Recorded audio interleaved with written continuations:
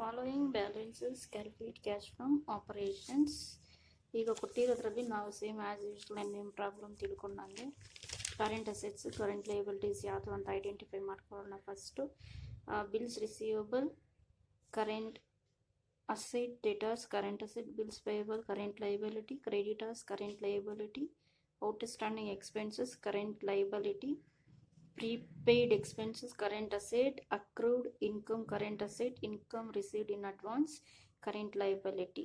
So ಈಗ ನಾವು as usual ಏನು ಮಾಡೋಣ, ಕಾಲಮ್ಸ್ ತಗೊಂಡು ಒಂದೊಂದೇ ಕನ್ಸಿಡರ್ ಮಾಡೋಣ. ಫಸ್ಟ್ ಕಾಲಮ್ಸ್ ಫಸ್ಟ್ ಏನು ಬರ್ಕೋಬೇಕು, profit made during the year ಎಷ್ಟಿದೆ ಅಂತ ನಾವು ಐಡೆಂಟಿಫೈ ಮಾಡೋಣ. ನೋಡಿ, ನಮ್ಮ ಪ್ರಾಬ್ಲಮಲ್ಲಿ profit made during the year first year ನಿಲ್ಲಿದೆ, ಸೆಕೆಂಡ್ ಇಯರ್ 70,000 ಇದೆ, ಅಲ್ಲಿಗೆ 2014ದು ಪ್ರಾಫಿಟ್ ಎಷ್ಟಿದೆ ನಮಗೆ 70,000, ಅದನ್ನೇ ತಗೊಳ್ಳೋಣ.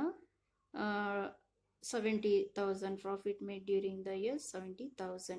ಅದಕ್ಕೆ ನಾವು non cash expenses or non cash charges ಏನಾದರೂ ಇದ್ದರೆ ಆ್ಯಡ್ ಮಾಡ್ಕೊಳ್ಳೋಣ. ನಮ್ಮ ಪ್ರಾಬ್ಲಮಲ್ಲಿ ನೋಡಿ ಅಬ್ಸರ್ವ್ ಮಾಡಿದ್ರೆ ಎಲ್ಲ ಕರೆಂಟ್ ಅಸೆಟ್ಸ್ ಕರೆಂಟ್ ಲಯಬಿಲಿಟೀಸ್ ಇದೆ, ಯಾವುದು ಎಕ್ಸ್ಪೆಂಡಿಚರ್ ಆಗಲಿ ಇನ್ಕಮ್ಸ್ ಯಾವುದು ಇಲ್ಲ. ಅದಕ್ಕೆ ಏನು ಮಾಡೋಣ, ಇಲ್ಲಿ ಸದ್ಯಕ್ಕೆ ನಿಲ್ ಅಂತ ತೋರಿಸೋಣ. ನೆಕ್ಸ್ಟ್ ಅದು ಸೇಮ್ 70,000 rupees ಬರುತ್ತೆ, ಅದರಲ್ಲಿ ಏನಾದರೂ ನಾನ್ ಕ್ಯಾಶ್ ಇನ್ಕಮ್ಸ್ ಇದ್ದರೆ ಡಿಡಕ್ಟ್ ಮಾಡ್ಕೋಬೇಕು.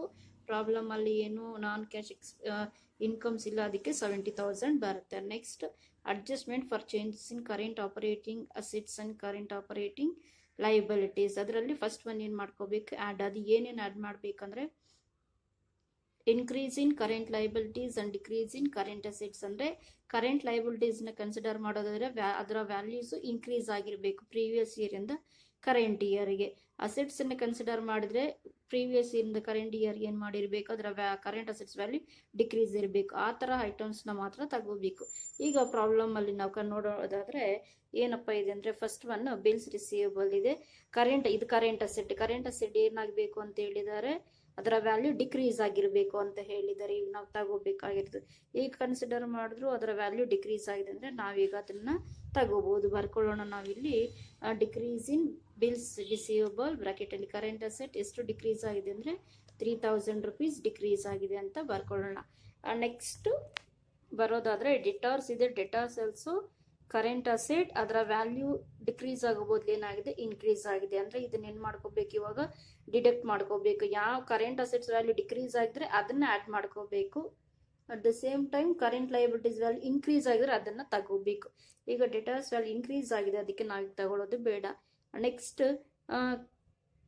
ಬಿಲ್ಸ್ ಪೇಯಬಲ್ ಇದೆ, ಬಿಲ್ಸ್ ಪೇಯಬಲ್ ಕರೆಂಟ್ ಲಯಬಿಲಿಟಿ, ಅದರ ವ್ಯಾಲ್ಯೂ ಇನ್ಕ್ರೀಸ್ ಆಗಿರೋದ್ರಿಂದ ಇವಾಗ ನಾವು ಇಲ್ಲಿ ತಗೋಬೋದು. ಯಾಕಂದರೆ ಕಂಡೀಷನ್ ಇಲ್ಲಿ ಫಿಲ್ ಮಾಡಿದೆ. ಇನ್ಕ್ರೀಸ್ ಇನ್ ಕರೆಂಟ್ ಲಯಬಿಲಿಟಿ ಅಂದರೆ ನೋಡಿ, ಬಿಲ್ಸ್ ಪೇಯಬಲ್ ಕರೆಂಟ್ ಲಯಬಿಲಿಟಿ ಆಗಿದೆ, ಅದರ ವ್ಯಾಲ್ಯೂನು ಇನ್ಕ್ರೀಸ್ ಆಗ್ತಿದೆ. 20,000ಇಂದ 25,000ಗೆ ನೋಡಿ 5,000 ಇನ್ಕ್ರೀಸ್ ಆಗಿದೆ, ಅದಕ್ಕೆ ನಾವು ಇಲ್ಲಿ ಬರ್ಕೋಬಹುದು. ನೆಕ್ಸ್ಟ್ ಕ್ರೆಡಿಟರ್ಸ್ ಬಂದು ಕರೆಂಟ್ ಲಯಬಿಲಿಟಿ, ಅದರ ವ್ಯಾಲ್ಯೂ ಡಿಕ್ರೀಸ್ ಆಗಿದೆ ಅಂದರೆ ನಮ್ಮ ಕಂಡೀಷನ್ ಫುಲ್ಫಿಲ್ ಮಾಡಿಲ್ಲ. ಯಾಕಂದರೆ ಇಲ್ಲಿ ಇನ್ಕ್ರೀಸ್ ಇನ್ ಕರೆಂಟ್ ಲಯಬಿಲಿಟೀಸ್ ಹೇಳಿರೋದು, ಇಲ್ಲಿ ಡಿಕ್ರೀಸ್ ಆಗಿದೆ ಅಂದರೆ ಇಲ್ಲಿ ನಾವೀಗ ಕನ್ಸಿಡರ್ ಮಾಡೋದು ಬೇಡ. Next outstanding expenses current liability value increase ಆಗಿದೆ ನೋಡಿ, 1,000ಇಂದ 1,200ಗೆ. ಈಗ ನಾವು ಅದನ್ನು ಇಲ್ಲಿ ತಗೋಬೋದು. Increase in outstanding expenses current liability ಎಷ್ಟು ನಮಗೆ 1,000 ಇದ್ದಿದ್ದು 1,200ಗೆ ಹೋಗಿದೆ ಅಂದರೆ 200 rupees ಇನ್ಕ್ರೀಸ್ ಆಗಿದೆ. ಹಾಗೇನೆ ಬಂದರೆ next prepaid expenses current asset value decrease ಆಗಿರೋದ್ರಿಂದ ಈಗ ನಾವು ಇದನ್ನು ಇಲ್ಲಿ ಕನ್ಸಿಡರ್ ಮಾಡ್ಬೋದು. ಯಾಕಂದರೆ ಪ್ರೀಪೇಯ್ಡ್ ಎಕ್ಸ್ಪೆನ್ಸಸ್ ಬಂದು ಕರೆಂಟ್ ಅಸೆಟ್ ವ್ಯಾಲ್ಯೂ ಡಿಕ್ರೀಸ್ ಆಗಿರಬೇಕು. ಕಂಡೀಷನ್ ಹೇಳಿರೋದು ಅಷ್ಟೇ, ಇಲ್ಲಿ ಡಿಕ್ರೀಸ್ ಇನ್ ಕರೆಂಟ್ ಅಸೆಟ್ ಅಂತ, ಇಲ್ಲೂ ಅಷ್ಟೇ ಡಿಕ್ರೀಸ್ ಆಗಿದೆ. ಕರೆಂಟ್ ಅಸೆಟ್ಸ್ ವ್ಯಾಲ್ಯೂ ಡಿಕ್ರೀಸ್ ಆಗಿದ್ರೆ ಅದನ್ನು ನಾವು ಇಲ್ಲಿ ತಗೋಬೋದು. ಎಷ್ಟು ಡಿಕ್ರೀಸ್ ಆಗಿದೆ ಆ ಬ್ಯಾಲೆನ್ಸನ್ನು ಮಾತ್ರ ತಗೊಳ್ಳಿ. ಎಷ್ಟು ತಗೊಳ್ಳೋಣ ಅಂದರೆ 100 rupees. ನೆಕ್ಸ್ಟ್ ಪ್ರೀಪೇಯ್ಡ್ ಎಕ್ಸ್ಪೆನ್ಸಸ್ ಆದಮೇಲೆ ಅಕ್ರೂಡ್ ಇನ್ಕಮ್ ಬಂದ್ಬಿಟ್ಟು ನಮಗೆ ಕರೆಂಟ್ ಅಸೆಟ್, ಅದರ ವ್ಯಾಲ್ಯೂ ನಮಗೆ ಇನ್ಕ್ರೀಸ್ ಆಗಿದೆ, ನಮಗೆ ಬೇಕಾಗಿದ್ದು ಡಿಕ್ರೀಸ್ ಆಗಬೇಕಾಗಿದೆ, ಅಂದರೆ ಇಲ್ಲಿ ಇನ್ಕ್ರೀಸ್ ಆಗಿದೆ ಅಂದರೆ ಈಗ ಇದನ್ನು ತಗೊಳ್ಳೋಷ್ಟು ಇಲ್ಲ. Next income received in advance current liabilities value ನೋಡಿದ್ರೆ ಡಿಕ್ರೀಸ್ ಆಗಿದೆ ಅಂದರೆ ಇದನ್ನು ಈಗ ನಾವು ಕನ್ಸಿಡರ್ ಮಾಡೋಷ್ಟು ಇಲ್ಲ. Next profit made during the year already consider ಮಾಡಿದ್ವಿ. ಅಲ್ಲಿಗೆ ಈಗ ಸದ್ಯಕ್ಕೆ ನಮ್ಮ ಹತ್ರ ಇರೋದು 4 ಐಟಮು, ಅದನ್ನ ಈ 4 ಏನು ಮಾಡೋಣ, ಇವಾಗ ಇಲ್ಲಿ ಏನು ಹೇಳಿರೋದು ಆ್ಯಡ್ ಮಾಡಬೇಕು ಅಂತ ಹೇಳಿದ್ರೆ 70,000ಗೆ ಈ ಕರೆಂಟ್ ಲೈಬಿಲಿಟೀಸ್ ಇನ್ಕ್ರೀಸ್ ಆಗಿದ್ದು ಕರೆಂಟ್ ಅಸೆಟ್ ಡಿಕ್ರೀಸ್ ಆಗಿದ್ರೆ ಅಂತಹ ಒಂದು ವ್ಯಾಲ್ಯೂಸನ್ನು ನಾವು ಆ್ಯಡ್ ಮಾಡಬೇಕು 70,000ಗೆ ಅಂತ ಹೇಳಿದ್ದಾರೆ. ಕರೆಂಟ್ ಅಸೆಟ್ಸ್ ಕರೆಂಟ್ ಲೈಬಿಲಿಟೀಸ್ ಎರಡೂ ಸೇರಿ ನಮ್ಗೆ ಎಷ್ಟು ಬಂದಿದೆ 8,300 ಬಂದಿದೆ. ಆ 8,300 ನೋಡಿ ನಾವು 70,000ಗೆ ಆ್ಯಡ್ ಮಾಡಿದ್ರೆ 78,300 ಬರುತ್ತೆ. ಈಗ ಅದರಲ್ಲಿ ಏನು ಮಾಡ್ಕೋಬೇಕಂದ್ರೆ ಲೆಸ್ ಮಾಡ್ಕೋಬೇಕಂದ್ರೆ ಮೇಲೆಗಡೆ ಅಡ್ಜಸ್ಟ್ಮೆಂಟ್ಸ್ ಅಲ್ಲಿ ಇದೆ ಅಲ್ವಾ ಸೆಕೆಂಡ್ ಪಾಯಿಂಟ್, ಅದ್ರ opposite increase in current liability ಇದೆ. ಇಲ್ಲಿ ಏನು ಬರ್ಕೋಬೇಕು decrease in current liabilities. And ಅಲ್ಲಿ ಏನು ಹೇಳಿದ್ರೆ ಡಿಕ್ರೀಸ್ ಇನ್ ಕರೆಂಟ್ ಅಸೆಟ್ ಅಂದ್ರೆ ಅದಕ್ಕೆ opposite increase in current assets. ಅಂದರೆ ಕರೆಂಟ್ ಅಸೆಟ್ಸ್ ವ್ಯಾಲ್ಯೂಸ್ ಈಗ ಇನ್ಕ್ರೀಸ್ ಆಗಿರೋದನ್ನ ತಗೋಬೇಕು, ಕರೆಂಟ್ ಲೈಬಿಲಿಟೀಸ್ ಡಿಕ್ರೀಸ್ ಆಗಿರೋದನ್ನ ನಾವು ತಗೋಬೇಕು. ಅಂದರೆ ಈಗ ಪ್ರಾಬ್ಲಮ್ ಇರೋದನ್ನ ಏನೇನಿದೆ ಅಂತ ನೋಡೋದಾಗಿದ್ರೆ ಬಿಲ್ಸ್ ರಿಸೀವಬಲ್ ಆಲ್ರೆಡಿ ತಗೊಂಡಿದ್ದೀವಿ, ಡೆಟಾರ್ಸ್ ನಾವು ತಗೊಂಡಿಲ್ಲ. ಯಾಕಪ್ಪ ಅಂದರೆ ಆವಾಗಲೇ ನೋಡಿ ಈಗ ಆವಾಗಲೇ ಇನ್ಕ್ರೀಸ್ ಆಗಿದೆ ಅಂತ ತಗೊಂಡಿಲ್ಲ. ಈಗ ನಮಗೆ ಬೇಕಾಗಿರೋದು ಕರೆಂಟ್ ಅಸೆಟ್ ವ್ಯಾಲ್ಯೂ ಇನ್ಕ್ರೀಸ್ ಆಗಿದೆ. ಇನ್ಕ್ರೀಸ್ ಆಗಿರೋದನ್ನು ನಾವು ತಗೋಬೇಕಾದ್ರೆ ನೋಡಿ increase in debtors current assets ಎಷ್ಟು ಇನ್ಕ್ರೀಸ್ ಆಗಿದೆ 2,500. ನೆಕ್ಸ್ಟ್ ಬಂದು ಬಿಲ್ಸ್ ಪೇಯಬಲ್ ಆಗಿದೆ, ಕ್ರೆಡಿಟರ್ಸ್ ತಗೊಂಡಿಲ್ಲ, ಕ್ರೆಡಿಟರ್ಸ್ ವ್ಯಾಲ್ಯೂ ನಮಗೆ ಡಿಕ್ರೀಸ್ ಆಗಿದೆ. ಎಷ್ಟು ಡಿಕ್ರೀಸ್ ಆಗಿದೆ 2,000 rupees. ಅದಕ್ಕೆ ಇಲ್ಲಿ ತಗೊಳ್ಳೋಣ decrease in creditors 2,000 rupees.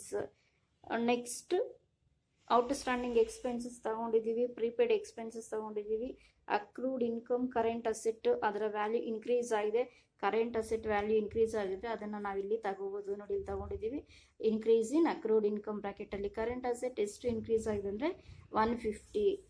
Next income received in advance current liability value decrease ಆಗಿದೆ, ಕಂಡೀಷನ್ ಹೇಳಿರೋದು ಡಿಕ್ರೀಸ್ ಇನ್ ಕರೆಂಟ್ ಲೈಬಿಲಿಟಿ ಅಂತ, ಅದಕ್ಕೆ ಇಲ್ಲಿ ಬರ್ಕೊಂಡಿದ್ದೀವಿ decrease in income received in advance current liability ಎಷ್ಟು ಡಿಕ್ರೀಸ್ ಆಗಿದೆ 550. ಸೊ ಆ 550 ಇನ್ನೇನಾದರೂ ಇದೆಯಾ ಪ್ರಾಬ್ಲಮ್ ಅಲ್ಲಿ ಅಂತಂದರೆ in profit made during the year already consider ಮಾಡಿದ್ವಿ. ಅಂದರೆ ಪ್ರಾಬ್ಲಮ್ ಕೊಟ್ಟಿರೋದೆಲ್ಲ ಕನ್ಸಿಡರ್ ಮಾಡಿದ್ವಿ. ಅಂದರೆ ಈಗ ಸದ್ಯಕ್ಕೆ ಈಗ decrease in current liabilities and increase in current assets ಎರಡೂ ಸೇರಿದ್ರೆ ಟೋಟಲ್ ಎಷ್ಟು ಬರುತ್ತೆ ನಮಗೆ 5,200 ಬರುತ್ತೆ. ಆ 5,200 ಏನು ಮಾಡಬೇಕು ಅಂದರೆ ಇಲ್ಲಿ ನಾವು ಬರೆದಿರೋದು ಲೆಸ್ ಅಂದರೆ 78,300 ಅಲ್ಲಿ ಲೆಸ್ 5,200 ಅಂತಂದರೆ 73,100 ಬರುತ್ತೆ. ಅಂದರೆ ಈ 73,100 ಈಗ ಕ್ಯಾಶ್ ಇನ್ಫ್ಲೋ ಆಗಿದೆಯಾ ಔಟ್ಫ್ಲೋ ಆಗಿದೆಯಾ ಅಂತ ನಾವು ಚೆಕ್ ಮಾಡೋದಾದರೆ ಪಾಸಿಟಿವ್ ವ್ಯಾಲ್ಯೂ ಬಂದಿರೋದ್ರಿಂದ cash inflow from operating activities ಅಂತ ಕನ್ಸಿಡರ್ ಮಾಡ್ಬೋದು.